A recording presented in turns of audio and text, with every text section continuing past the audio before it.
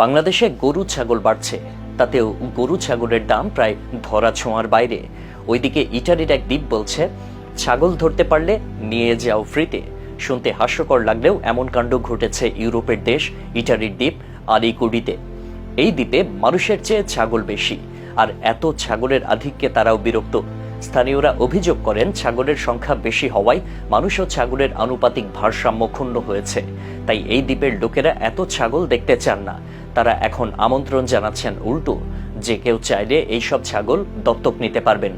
কুকুর বিড়ালের মতো প্রাণী দত্তক নেয়ার চল থাকলেও ছাগলের মতো গৃহপালিত প্রাণী কেউ বিনে পয়সাতে দিতে চাইবে না, কারণ ছাগলের চামড়া থেকে শুরু করে মাংস, দুধ সবই অর্থকরী।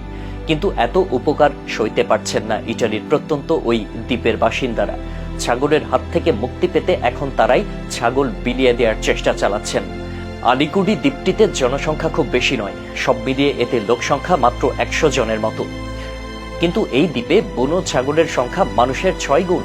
বুনো ছাগলের এই বাড়বাড়ন্ত দেখে অতিষ্ঠ অনেকেই, আর এ কারণেই এই দ্বীপের মেয়র রিকার্ডো গালো বলছেন যে কেউ চাইলে এখান থেকে বুনো ছাগল ধরে নিয়ে যেতে পারবে, তবে শর্ত একটাই, ছাগল ধরার পর এই দ্বীপের বাইরে নিয়ে যেতে হবে সেই ছাগলকে। এদিকে বুনো ছাগল নিয়ে কেন এত অসন্তোষ, এর উত্তরে জানা গেছে পাবলিক পার্ক, ব্যক্তিগত বাগান, যেখানে যা পায় তাই চিবোতে শুরু করে এই ছাগলের দল। এসব ছাগল নাকি আবাসিক এলাকায় ঢুকে ডিস্টার্ব করছে বাসিন্দাদের। এদের অত্যাচারে অতিষ্ঠ হয়ে উঠেছে স্থানীয়রা। আলিকুডি দ্বীপে ছাগল প্রবেশের ইতিহাস 20 বছর আগের। তখন এক কৃষক দ্বীপটিতে এইসব ছাগল নিয়ে আসেন, তারপর এগুলোকে মুক্ত করে ছেড়ে দেন দ্বীপের ভেতরে। এত বছর ধরে সাধারণত আলিকুডি দ্বীপের পাহাড়ে পর্বতে চড়ে ঘাস খেয়ে বেরিয়েছে এইসব বুনো ছাগল, আর এই ছাগল কেউ খায় না। তাই এদের বংশবৃদ্ধি হয়েছে অবিশ্বাস্য হারে। পাহাড়ে থাকা এইসব ছাগলের বংশবৃদ্ধি হওয়ায় এসব ছাগল এখন আবাসিক এলাকায় ঢুকে পড়ছে, বাগান নষ্ট করছে, এমন অভিযোগ স্থানীয়দের।